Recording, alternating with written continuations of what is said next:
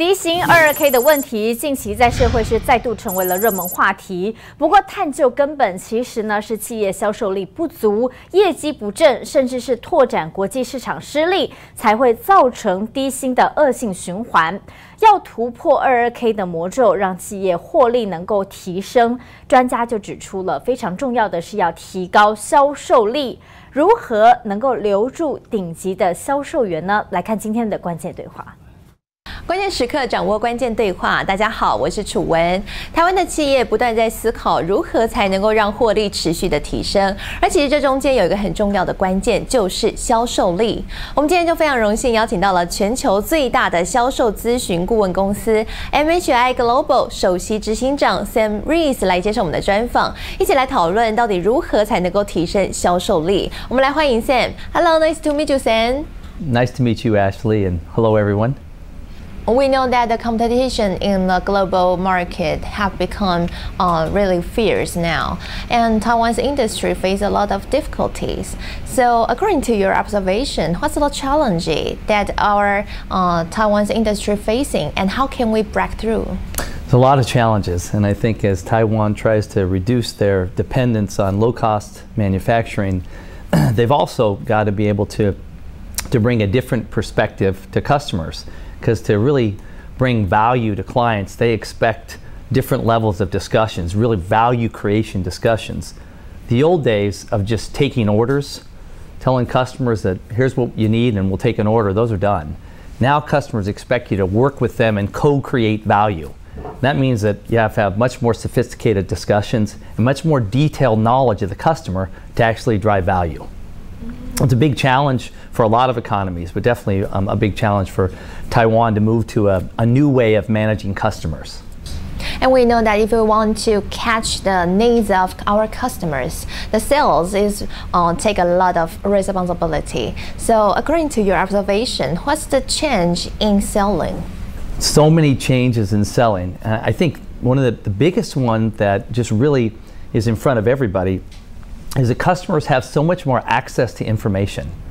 They know more about you often than many of your employees know about their own company. So because of that, customers are already well informed about what you do, your products, your pricing. And they expect now the salespeople to be able to create value by understanding the customer's specific needs. You know, not just basic needs, but really down to the detail of what drives the business. So it's just really different. Think the old days of selling, salespeople could show up and be experts in their product and expert in the price, and the customer thought that was enough. That's not enough anymore. They expect salespeople to be experts in their business, be able to help them drive their results. And sometimes that creates a situation where you need salespeople that are much more highly professional and highly skilled than the old days of selling.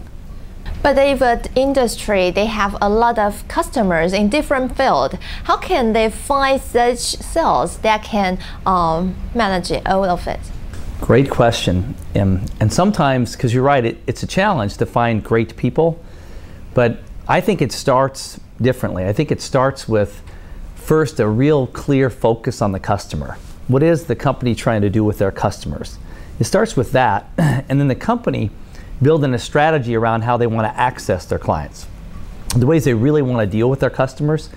It starts with that, and then you find people that go ahead and do this type of customer management plan that you've put in place. It doesn't start with people. It doesn't start with just great people. It starts with the company having a real strategy around how they want to satisfy customers, and then bringing in people that can comply to what they're trying to do around that strategy. It's very different. So during this change of times, how can a leader do differently to fit this new trend? Leaders have a big challenge right now. There's so many things going on in the world of business, and I think the first thing I like to tell leaders is that they really have to build an organization that's focused on what their customers want. Now, everybody nods their head and says, we're in business for customers.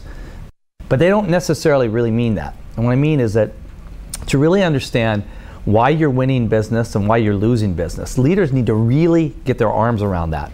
Not just anecdotes, not just stories, but be detailed about why they're winning and why they're losing. You start with that kind of commitment to customers.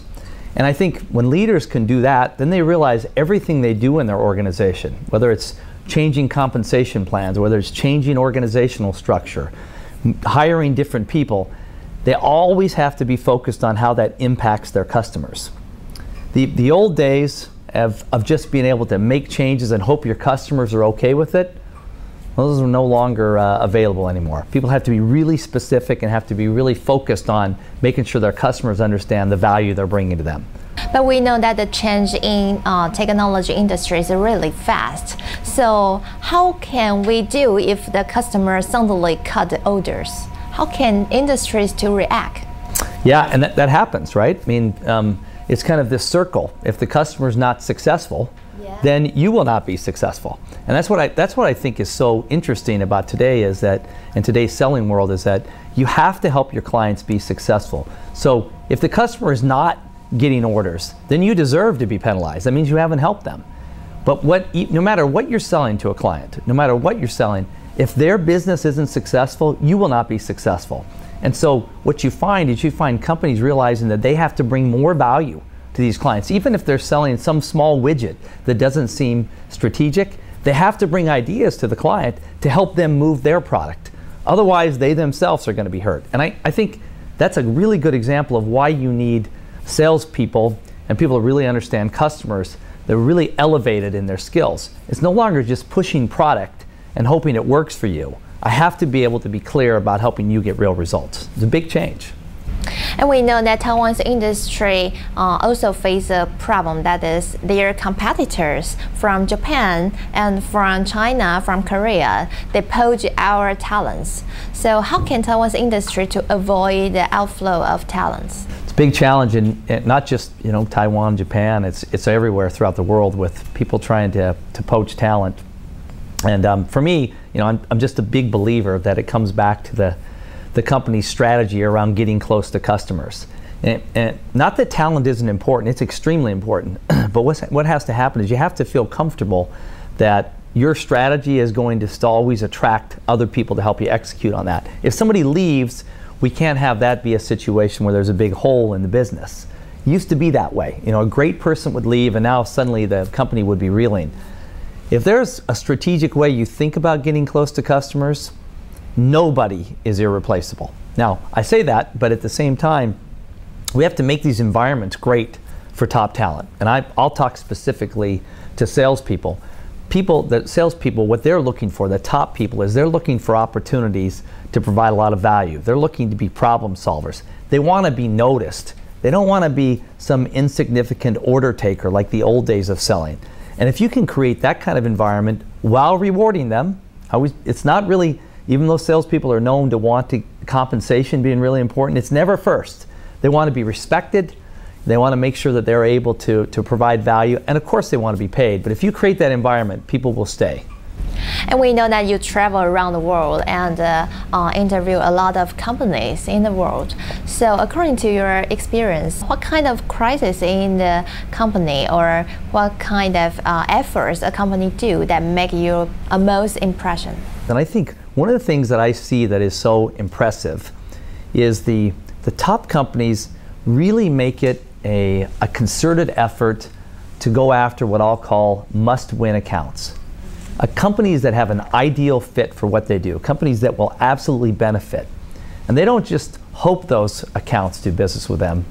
They put all of their resources on it. Top executive, CEO of the company, and they make sure that these ideal fit clients know that they'll do anything to make sure they're a great partner. So I see really good focus there. I think what I also see with some of the best companies is I see a lot of measurement now, much more than even 5 years ago. A lot of measurement to really understand what's working and what's not working. So some of the anecdotes that they hear that really can't be validated, those are pushed aside. There's a lot of data now to help them understand if they've really made a good decision or made a bad decision. And so I don't see them crippled by data. They don't have to see data every day, but they use that to help them directionally make decisions. And then final one is I would just see action. Action is what I see what the best companies do, is they don't just talk, they do stuff. And even if they do stuff and it doesn't work, they adjust quickly.